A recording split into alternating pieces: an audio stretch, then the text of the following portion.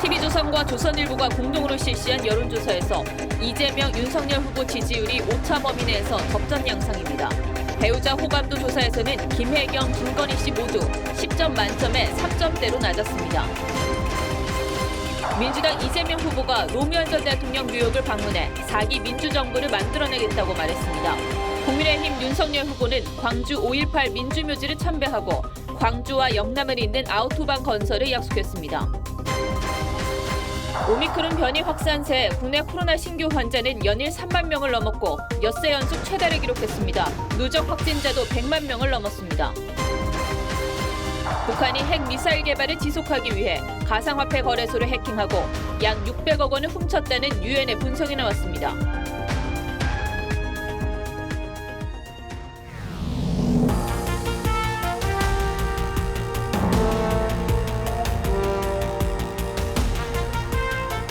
시청자 여러분 안녕하십니까? 뉴스7의 김명우입니다. 오늘은 TV조선과 조선일보가 공동으로 실시한 여론조사 결과부터 전해드리겠습니다. 조사 기간은 첫 TV토론 이후인 4일과 어제 이틀간으로 이재명 후보 31%, 윤석열 후보 35%, 심상정 후보 2.9%, 안철수 후보 12.1%로 나타났습니다. 세대와 지역별로 보면 일부 변화도 감지됐습니다. 먼저 황병준 기자가 설명하겠습니다. 지난 4일과 5일 이틀간 실시된 여론조사에서 이재명 후보 31%, 윤석열 후보 35%로 두 후보가 오차 범위 내에서 4%포인트 차이를 보였습니다. 20일 전 조사와 비교하면 이 후보는 0.7%포인트 내렸고 윤 후보는 2.2%포인트 올랐습니다. 심상정 후보는 2.9%, 안철수 후보 12.1%입니다. 세대별로 보면 20대에서 윤 후보 지지율이 21.1%에서 29.7%로 올랐고 이 후보는 한 자릿수대로 내렸습니다. 40대에선 이 후보가 47.5%로 강세를 이어갔지만 50대에선 윤 후보 지지율이 8.1%포인트 오르며 이 후보와 오차 범위 내 경합을 벌였습니다. 지역별로는 이 후보가 서울에서 6.8%포인트, TK에서 3.2%포인트 올랐고 윤 후보는 충청과 호남에서 각각 10%포인트, 10.6%포인트 상승했습니다. 이번 조사에서 정권 교체를 희망한다는 응답은 57%로 정권 재창출 33.6%를 크게 앞섰습니다.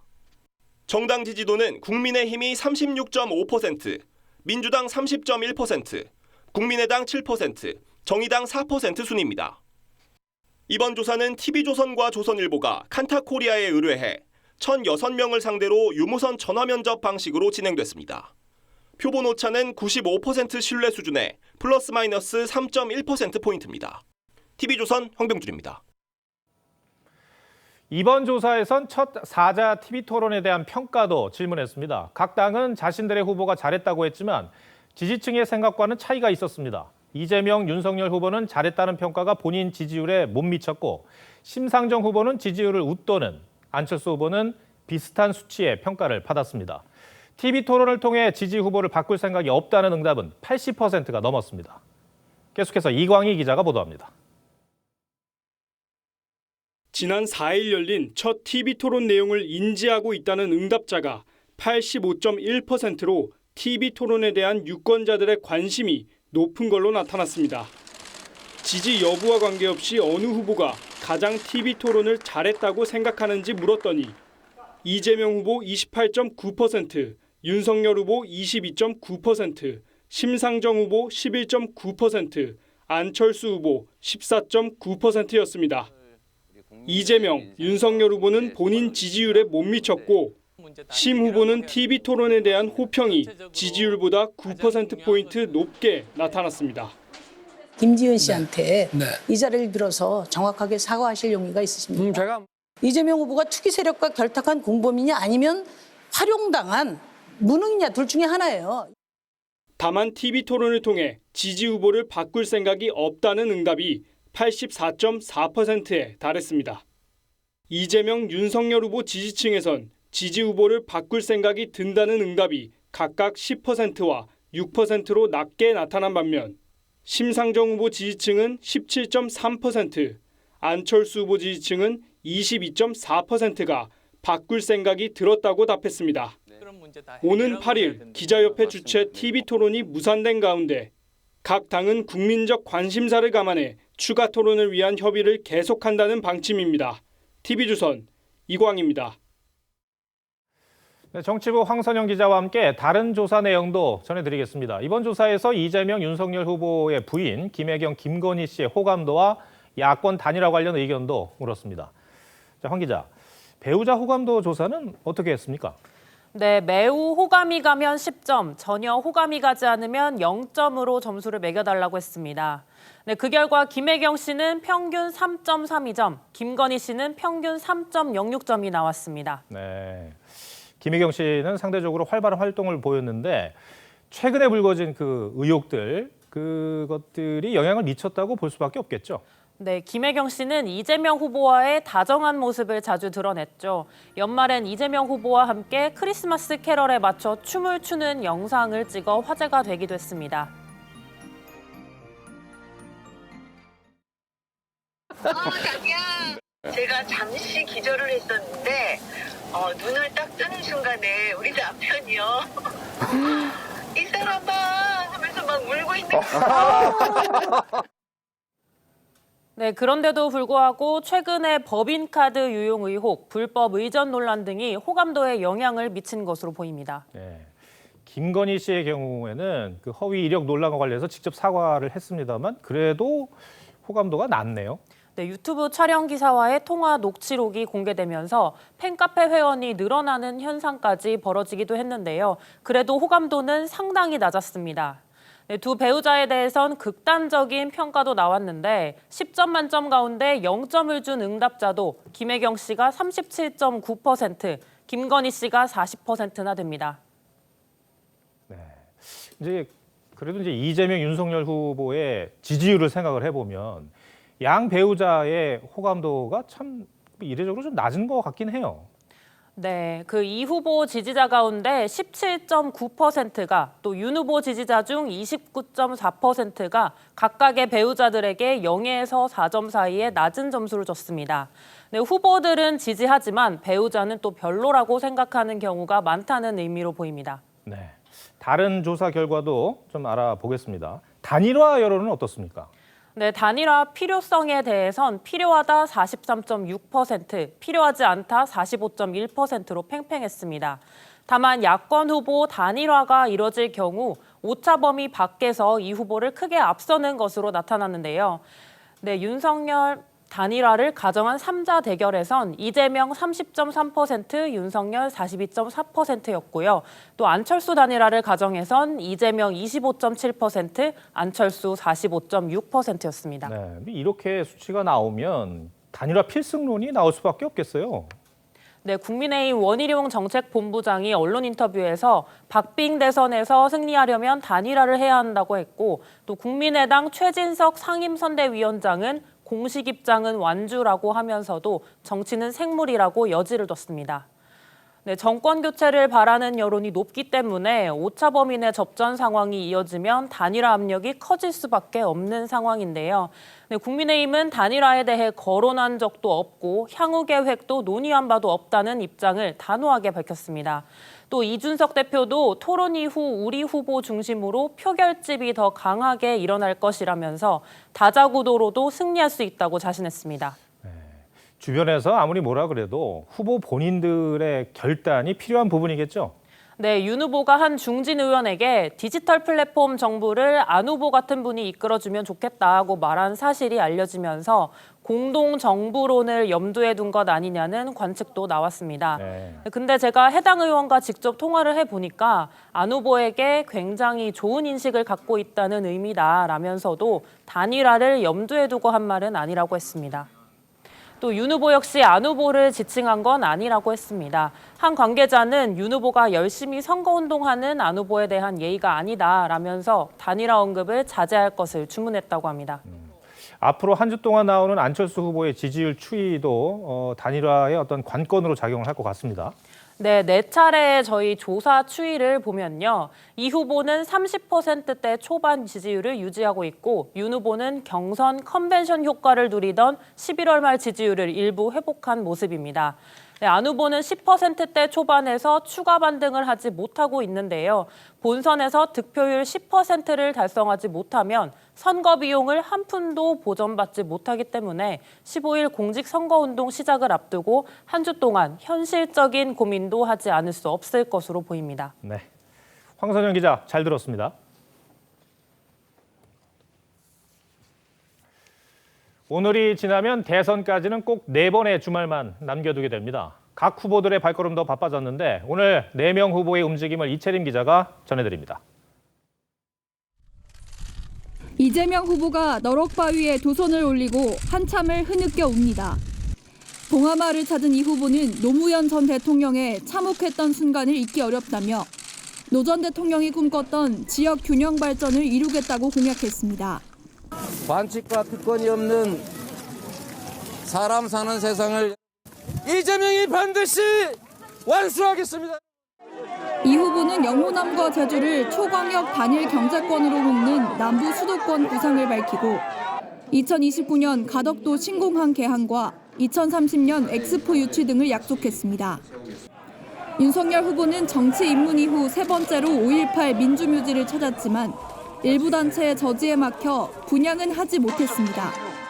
윤 후보는 5월 정신은 국민 통합의 정신이라고 했고 어떤 자유민주주의와 국민통합의 그 상징에 대해서 제가 예를 갖추고 다시 한번 마음가짐을 바로 잡는 것이 정치인으로서의 맞는 도리라고 생각합니다.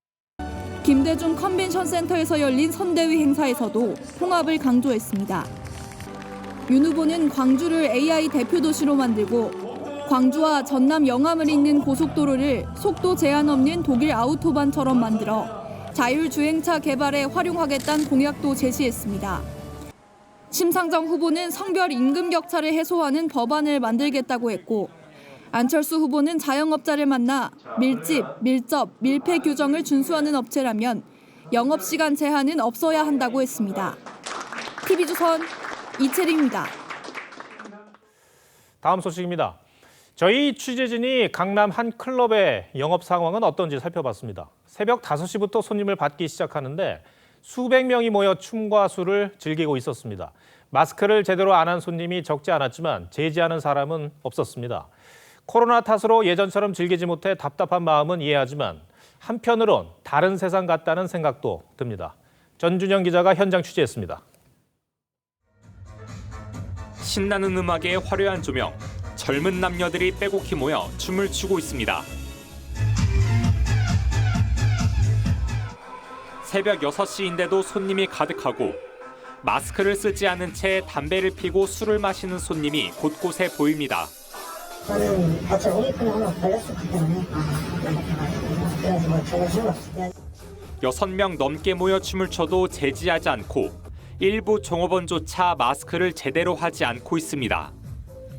입장할 때 방역 패스는 확인하고 출입자 수를 통제한다지만 개인 간 거리 두기는 제대로 지켜지지 않고 있습니다. QR만 좀 부탁드릴게요. 지금 다 몇 번째예요? 유흥시설 영업시간이 오후 9시 이후 제한되자 아예 일부 클럽이 새벽 5시부터 문을 열고 손님을 맞고 있습니다. 강남구에서만 이런 클럽이 4개 달하는 것으로 알려졌고 수요분들 불러서 말씀도 드리고 지키시라고 말씀드리고 단속도 나가고 그러고는 있어요. 인근 주민들 사이에선 코로나 확산 우려가 적지 않습니다. 지금 그렇게 술 취해서 다 나가던데 아니죠. 술을 다 못 먹고 살고 지금 어려워. 그래도 법이잖아요. 지켜야 되잖아요. 우리 다 죽는다고요. 잘못하면. 새벽 영업 유흥업소에 대해 보다 철저한 방역 조치가 필요하다는 지적입니다. TV조선 정준영입니다. 오늘 발표된 코로나 확진자 수를 보면 주말에 잠시 확진자 수가 줄어드는 것도 옛말이 된 것 같습니다. 신규 확진자 수가 38,691명 발생했는데 주중에 발표될 확진자 수는 얼마나 될지 가늠이 안 될 정도입니다. 당초 정부가 3만 명대 발생을 예상한 시점은 이달 중순으로 속도가 훨씬 빠릅니다. 예측이 또 빗나간 측면이 있는데 방역 대비가 잘 되고 있는 건지 우려의 시선이 많습니다. 성민혁 기자가 보도합니다. 신규 확진자가 역대 최다인 38,691명 나온 오늘 서울의 한 선별진료소입니다. 앞뒤 시민들 사이 2m 거리 두기는 찾아보기 힘듭니다. 대기줄도 쉽게 줄지 않습니다. 주말엔 검사 건수가 대체로 줄어드는 경향을 보이지만 이 선별진료소의 경우 보시는 것처럼 평일 수준의 인파가 몰렸습니다. 확진자가 급증하면서 검사 수요 또한 크게 늘었기 때문입니다. 최근 일주일 새 하루 확진자는 2배 이상 늘어 4만 명이 눈앞입니다.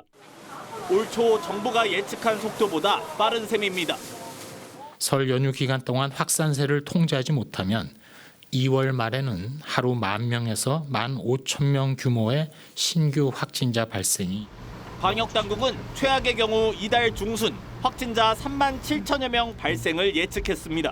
실제는 열흘 정도 빨리 37,000명에 이르렀습니다. 오미크론의 중증화율이 델타보다 낮아 위중증 환자는 200명대를 유지하고 있지만 확진자가 늘수록 우려도 커질 수밖에 없습니다.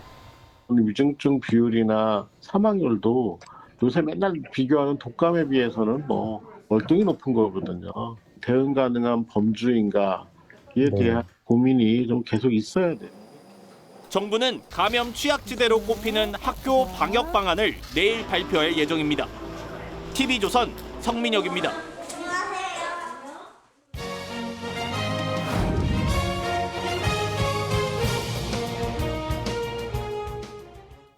4년 전 평창에서 한국 최초의 설상 종목 메달을 안겼던 스노보드 이상호 선수가 이번에는 금빛 질주를 준비하고 있습니다. 평창 올림픽이 끝난 직후부터 금메달 획득을 꿈꿔왔다는데 장동욱 기자가 만나서 그 각오를 들어봤습니다. 가파른 설원을 이상호가 시원하게 질주합니다. 이게 너무 좋다. 첫 프리라이딩에 나선 이상호의 소감은 대만족. 100% 인공설 코스가 오히려 익숙합니다. 가장 눈 좋을 때랑 설질이 좀 비슷한 것 같아요. 인공설일수록 더 딱딱하기 때문에 저희는 더 좋아요. 쉬운 코스인 만큼 실수 줄이기가 관건. 더 잘 타려고 하기보다는 실수를 하지 않는 게 가장 중요한 코스인 것 같아요. 이상호의 보딩은 한국 스키의 역사입니다.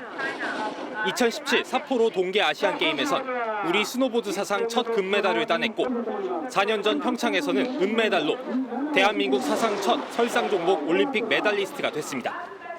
만족 없이 로마는 하루아침에 만들어지지 않았다는 좌우명을 품고 맹훈련 세계 랭킹 1위로 베이징에 입성했습니다. 평창 올림픽 끝난 이후부터 계속 항상 상상하고 이제 꿈꾸던 일이죠.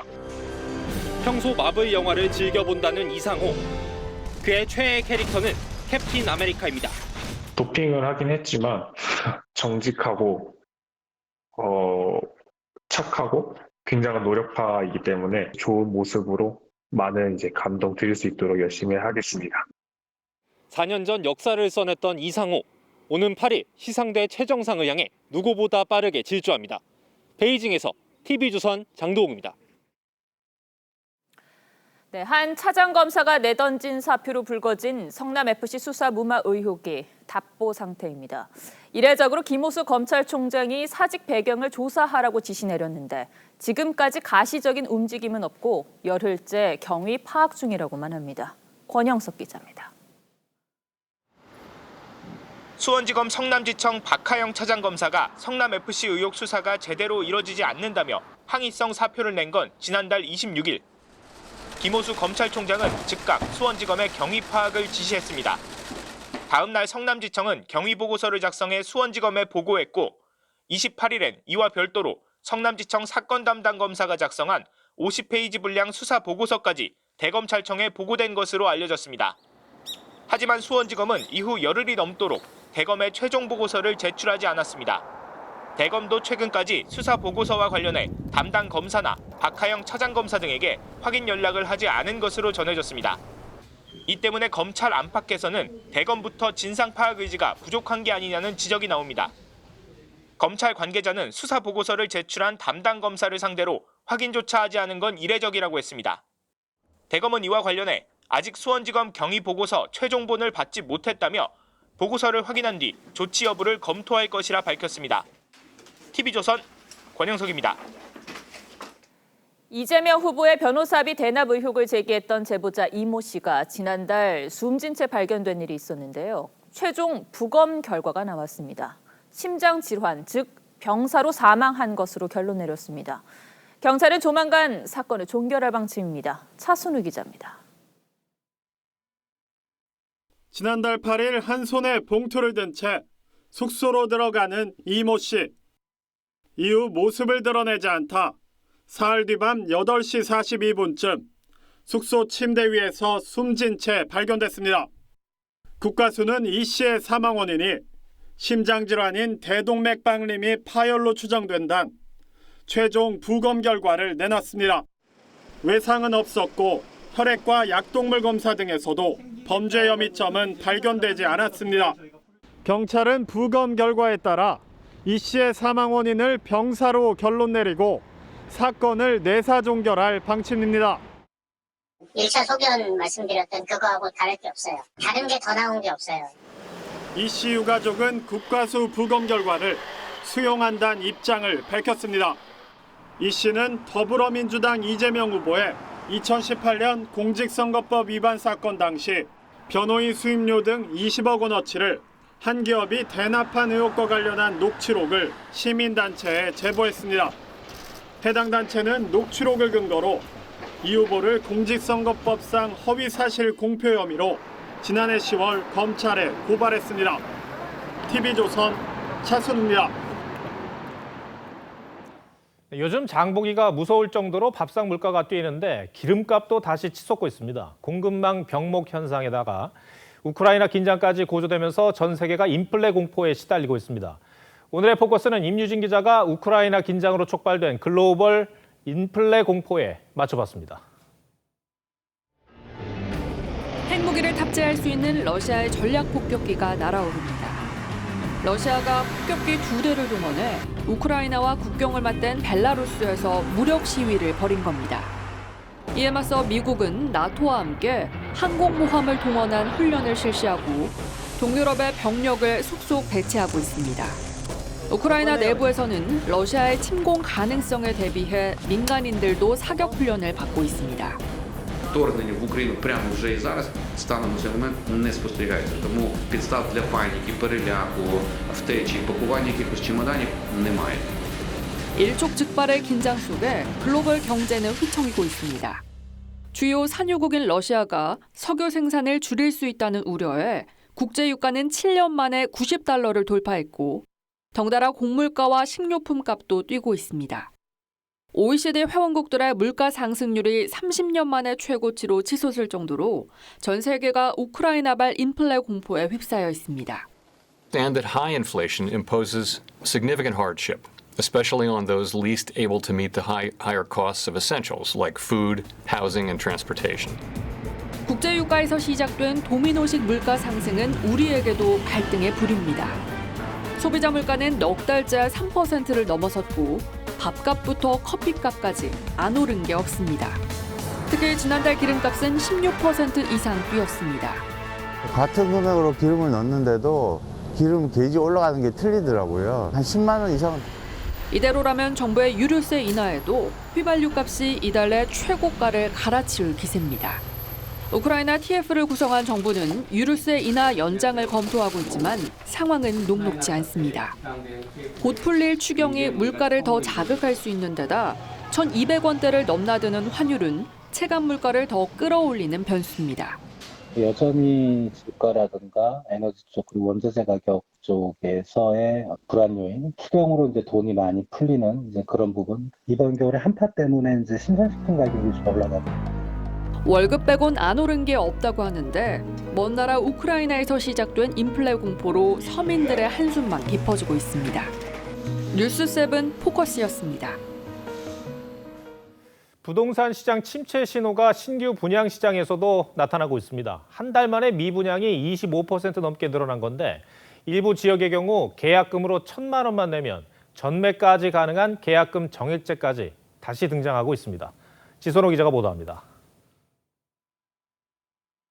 지난달 충북 진천에서 분양한 한 아파트 단지는 계약금 1,000만 원을 내걸었습니다.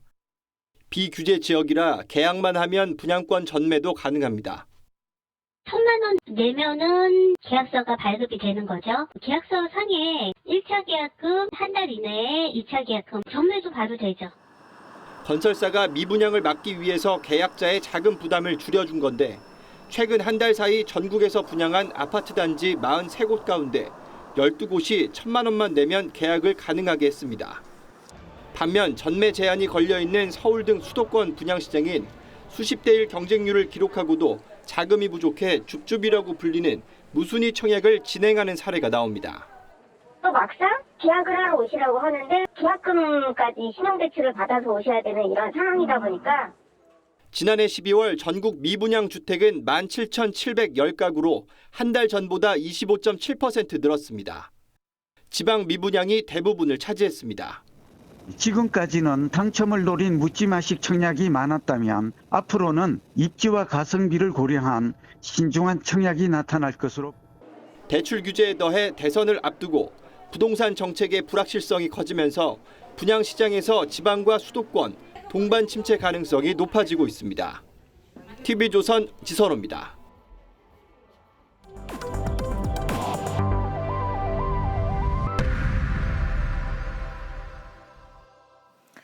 요즘 반려동물과 함께 산책하는 모습은 너무 익숙한 풍경이 됐죠. 우리나라 4가구 가운데 1가구가 반려동물과 함께 생활을 한다고 합니다.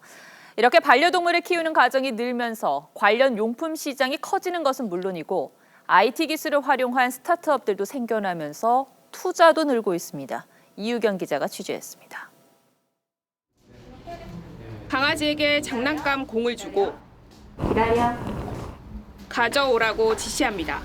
가져. 바구니에 공을 넣으면 간식을 줍니다. 반려견 훈련을 쉽게 따라할 수 있도록 만든 앱인데 런칭 1년여 만에 가입자가 30만 명 정도로 늘었습니다. 쉽게 키울 수 있도록 우리가 도와줄 수 있으면은 버려지는 반려견들이나 파양되는 반려견들을 줄일 수 있지 않을까? 외출했을 때 스마트폰 카메라로 집안을 모니터링하고 반려동물의 행동을 알 수 있는 펫 CCTV도 인기입니다. AI를 이용한 행동 분석 펫 CCTV라고 보시면 되는데 그 강아지들, 반려동물의 그런 행동이 있을 때 녹화를 해주고 그 행동에 어떤 일이 있었는지를 알려주는 서비스입니다. 반려동물 체중이나 알레르기 등을 관리해주고 병원 예약을 도와주는 서비스도 등장합니다. 다뤄야 되는 정보가 굉장히 많고 복잡해서 굉장히 어려움을 겪고 계셨거든요. 그래서 저희가 이 펫샵의 인프라 환경을 개선해보고자 반려동물 산업이 2027년 6조 원 규모로 성장할 것으로 전망되면서 관련 스타트업에 대한 투자도 늘고 있습니다.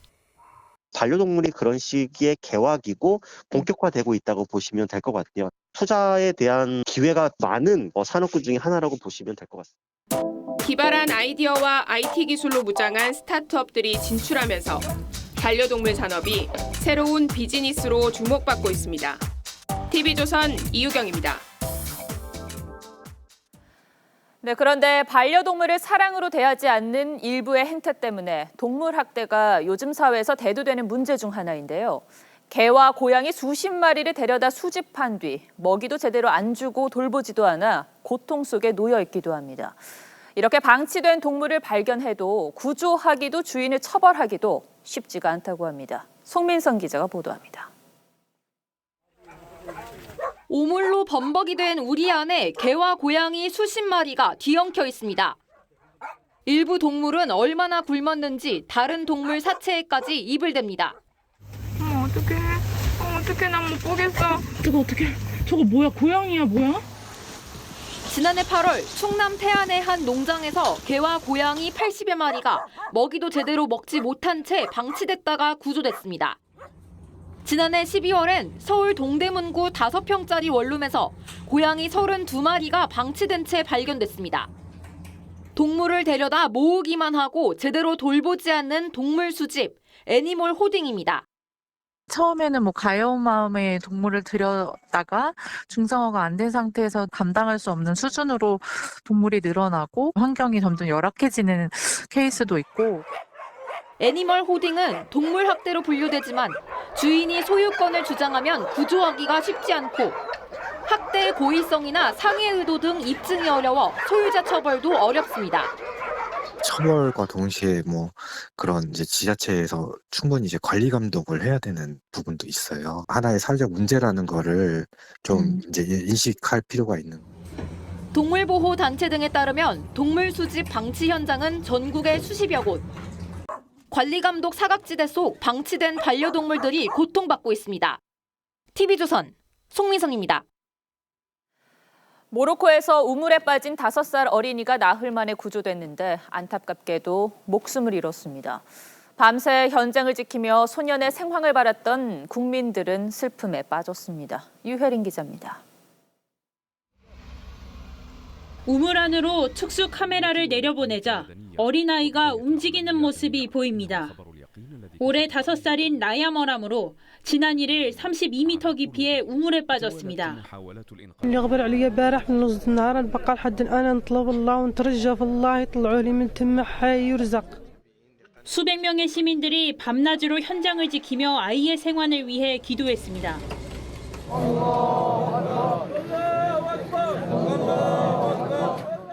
소셜미디어엔 응원의 글이 이어졌습니다. لا ملي طاح الدري هذا راك بحال طاحنا ولدنا راي السرايا الله يرحم الوالدين نطلب من عبد الله يفكوا على خير. 하지만 구조 작업은 더디게 진행됐습니다. 우물폭이 성인 1명이 겨우 들어갈 정도로 비좁은 탓에 옆에 새로운 터널을 뚫어야 했는데 집안이 약해 조심스럽게 작업하다 보니 나흘이 걸렸습니다. 마침내 구조팀은 아이를 우물 밖으로 데리고 나왔지만 이미 숨진 상태였습니다. 모로코 전역이 슬픔에 빠진 가운데 모하메드 6세 모로코 국왕은 깊은 애도를 표했습니다. TV조선 유혜림입니다. 북한이 지난해 핵무기와 대륙간 탄도미사일 발사 등 직접적인 실험 없이도 핵 개발 능력을 계속 향상시켜왔다고 UN 보고서가 지적했습니다. 관련 비용은 해외 가상화폐를 해킹해 상당 부분 충당해온 것으로 분석됐습니다. 백연상 기자 리포트 전해드리고 뉴스야 이어가겠습니다. 유엔 안보리 대북제재위 패널들이 4일 제출한 연례 보고서 초안에는 북한의 핵무기 개발 실태가 담겼습니다. 로이터 통신은 북한이 핵 분열성 물질 제조 능력을 지난 1년간 꾸준히 향상시켰다는 내용이 보고서에 포함됐다고 보도했습니다.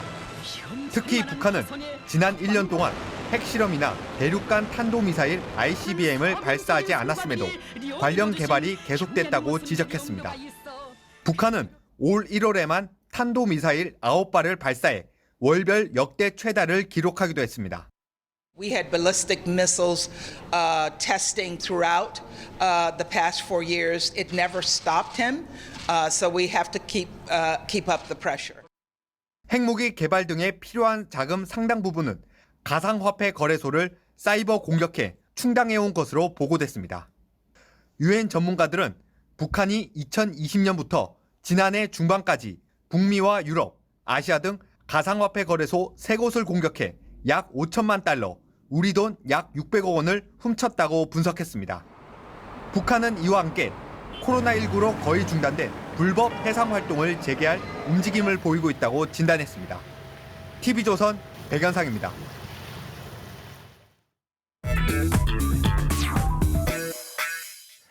뉴스야 시작합니다. 정치부 최지원 기자 나와 있습니다.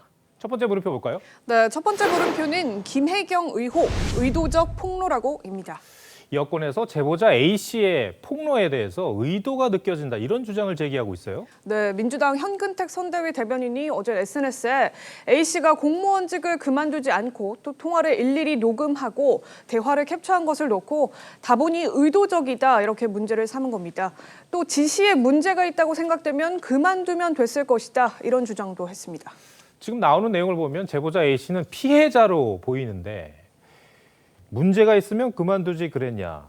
이게 할 말인가 싶어요. 네, 이에 대해서 국민의힘 성일종 의원도 그런 논리라면 학교폭력 피해자가 학교를 자퇴해야 하느냐, 가정폭력 피해자는 가출을 해야 하는 것이냐 이렇게 비판을 또 했습니다. 네. 최 기자가 A씨 측 입장도 들어봤죠. 네, 그렇습니다. A씨 측과 직접 대화를 나눠봤는데요. 도청 근무 시작부터가 아니라 배 씨로부터 첫 갑질을 겪은 이후부터 녹음을 하고 또 자료를 남겨두기 시작한 것이라고 합니다. 지사님한테 나대고 싶은 거 하나잖아. 공무원한테 노란하지 말라고 내가 몇 번을 얘기해. 죄송합니다. 제보자가 이 상황까지 오기 전에 경기도청 내에서 문제 제기를 할 수 있는 방법은 없었을까요? 예, 이 A씨가 지난 2005년부터 성남문화재단에서 10년 넘게 일하다가 배 씨로부터 도청에서 같이 일해보자 이런 제안을 받았는데요. 이때 배 씨가 한 말이 지사와 부인을 수행하는 업무다 이렇게 설명을 했다고 합니다. 지자체장 배우자는 비서를 둘 수 없게 돼 있는데 A씨는 당시에는 비서실 소속이면 지사 부인까지도 수행을 하는 게 당연한 건 줄 알았다 이렇게 잘못 알아섰다고 합니다. 이후 A씨는 배 씨의 갑질로 인한 고충을 주변에 공무원들에게 토로를 했지만 돌아온 건 몇 마디 위로밖에 없었다면서 내가 일을 못해서 그런가 보다 이렇게 넘겼다고 합니다. 네, 그냥 참다가 여기까지 오게 됐다는 건데 그런데 이제 현근택 대변인이 A씨가 후원 계좌를 만든 것을 두고도 의도성이 있는 것 아니냐 이런 또 문제 제기를 했죠. 네, 그렇습니다. 이 후원 계좌를 연 것은 A씨가 신변의 위협을 느끼면서 호텔을 전전하다 보니까 가까운 지인이 A씨에게 강하게 요구를 했던 사항이라고 합니다. 생계가 끊긴 상황에서 신변 보호를 위해서는 어쩔 수가 없는 부분이라는 거죠. 이 후보는 이 폭로에 대해서 이제 일일이 대응을 하고 있는 것 같지는 않은데요.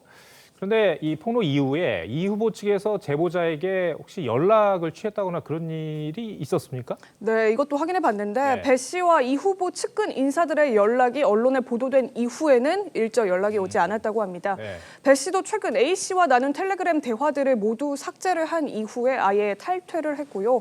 또 과거 A 씨와 대화를 나눴던 이 후보 측 인사들도 최근 텔레그램을 탈퇴하고 재가입해서 A 씨와 나눈 대화 기록들은 전부 삭제가 됐다 이렇게 주장했습니다. 알겠습니다. 첫 번째 물음표 정리해 볼까요? 네, 첫 번째 물음표 김혜경 의혹 의도적 폭로라고 느낌표는 공익 제보자는 강력 보호 대상으로 하겠습니다. 네. 이 얘기는 제 얘기가 아니고 이재명 후보가 했던 말입니다. 권력기관 또는 권력 공동체 쪽에서 벌어지는 일들인데 이 공포와 두려움의 대상이잖아요. 이걸 제보한다고 하는 사실 자체가 엄청난 보복이 기다리고 있기 때문에 강력한 보호 정책이 반드시 필요한 것 같습니다. 일부 민주당 의원들은 고 장자연 사건의 증언자로 나섰다가 후원금 사기 의혹에 휩싸인 윤지호 씨를 공익신고자라고 감쌌고요. 안민석 의원은 공익신고자가 경제적 어려움을 겪는 사례가 많다면서 지원 법안까지 발의하기도 했었는데요. 민주당이 A씨를 향해서는 제보의 의도성을 주장하는 건 또다시 A씨를 힘들게 하는 일은 아닐까 싶습니다. 알겠습니다. 두 번째 물음표는 뭡니까? 네, 두 번째 물음표는 노무현 생각의 눈물입니다. 네.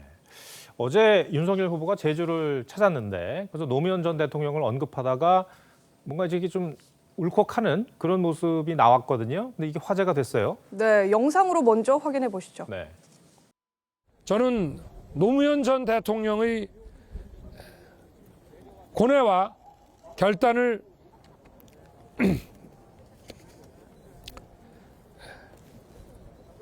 가슴에 새깁니다. 지지층인 진보 진영에서 해군기지 건설을 반대했지만 원칙을 고수했던 노무현 전 대통령의 고뇌와 결단을 가슴에 새긴다면서 잠시 목이 맨 상황인 건데요. 주변에서는 사람에 충성하지 않고 또 진영에 휘둘리지 않는 본인의 소신을 대입했던 것 같다 이렇게 설명했습니다. 그러나 여권에서는 윤석열 후보의 노 전 대통령 수사 관련 발언을 들면서 진정성에 대해서 의심하고 있습니다. 논두렁시계 사건 조작한 거 검찰 대표로 사과하라는 주장도. 저는 더 이상 검찰을 대표하는 사람이 아니고. 네.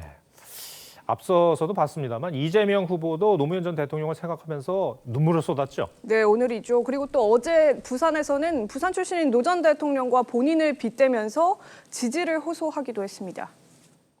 노무현 대통령님처럼 아무것도 가진 것 없이 오로지 실적과 실력만으로 이 자리에 왔습니다.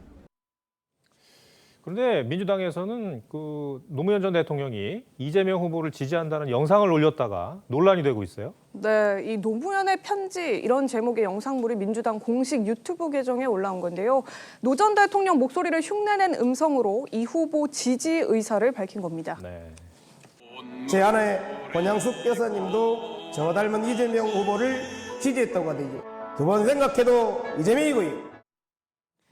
민주당 권리당원 게시판을 살펴봤더니 제정신이 아니다, 선거를 위해 고인까지 모욕한다, 이런 류의 비판들이 쇄도했고요. 민주당은 지지자가 제작한 영상을 올렸던 것이라면서 해당 영상을 비공개 처리했습니다. 네. 두 번째 물음표도 정리해볼까요? 네, 두 번째 물음표, 노무현 생각의 눈물의 느낌표는 그런 사람 또 없습니다로 하겠습니다. 이 노 전 대통령 추모곡으로 쓰였던 노래 제목이기도 하죠. 이 윤 후보는 예능에서 이 노래를 직접 부르기도 했었는데 전직 대통령을 롤모델로 삼는 것도 좋지만 본인만의 국정 비전을 보여주는 게 지금은 더 중요한 때가 아닐까 싶습니다. 알겠습니다. 취재원 기자 오늘 설명 잘 들었습니다.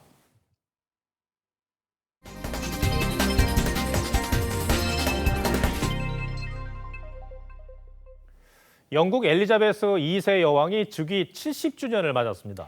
강산이 7번 바뀌는 동안 자리를 지킨 현존하는 최장수 군주입니다. 신은서 기자입니다. 반려견과 산책을 즐기던 소녀. 성인이 된 후엔 국민을 위해 일생을 바치겠다고 선언합니다. I declare before you all that my whole life, whether it be long or short, shall be devoted to your service.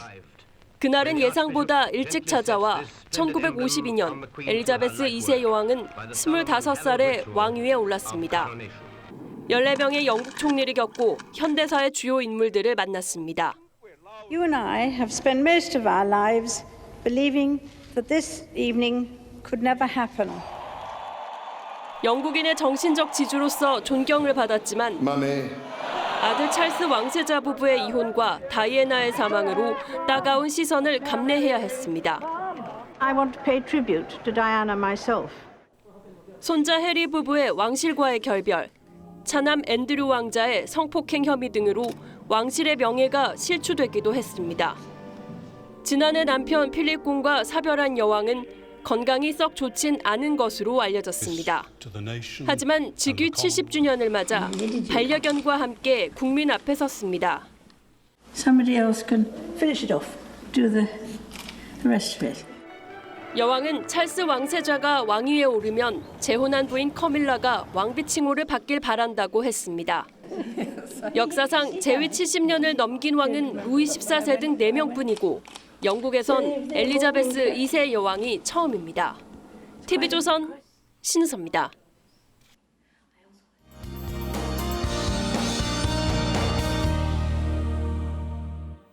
오늘 종일 추웠죠. 중부 지역을 중심으로 한파특보가 내려지면서 내일도 강추위가 계속되겠습니다. 서울 아침 기온 영하 7도, 평창은 영하 15도까지 뚝 떨어지겠고 대전 영하 8도, 전주 영하 5도 등 대부분 지역의 체감 기온이 영하 10도 안팎에 머물겠고요. 낮에도 서울 2도, 청주 3도, 대구가 5도 선에 머물겠습니다. 추위에 건강 상하지 않도록 주의하셔야겠고요. 이번 추위는 화요일 낮부터 차차 누그러지겠습니다. 한편 앞으로 저녁 까지 충청 남부와 호남에는 1cm 안팎의 눈이 살짝 지나겠고요. 충청 북부, 경남 서부 내륙 지역으로는 눈발이 날리겠습니다. 내일 아침 출근길 교통안전과 보행자 안전사고에 각별히 주의를 하셔야겠고요. 대기가 건조한 서울 등 수도권과 동쪽 지역을 중심으로는 화재 예방에도 신경 쓰셔야겠습니다. 풍랑특보가 내려진 동해안을 중심으로는 바다의 물결이 높게 일겠습니다. 내일과 모레 제주에는 눈비 소식 들어 있습니다. 날씨였습니다. 윤석열 후보 부인 김건희 씨의 녹취가 등장했을 때 민주당은 그야말로 파상 공세를 퍼부었죠. 그런데 이번엔 이재명 후보 부인 김혜경 씨의 의전 논란과 법인카드 유용 의혹이 불거져 곤혹스러운 상황이 됐습니다. 말 그대로 부메랑이 되돌아온 셈입니다. 국민의힘도 어떤 악재가 돌아올지 알 수 없는 일입니다. 언제나 그렇듯 거대 양당의 태도를 보는 국민들은 힘듭니다. 어쩌면 그렇게 일관된지 상대의 허물은 더 나쁘다고 목소리를 높입니다. 유권자들은 정치권의 이 같은 내로남불식 태도에 피로감을 호소한 지 오래입니다. 이번 대선 이후에는 정당들이 적어도 염치는 있다는 얘기를 들었으면 좋겠습니다. 시청해주셔서 고맙습니다.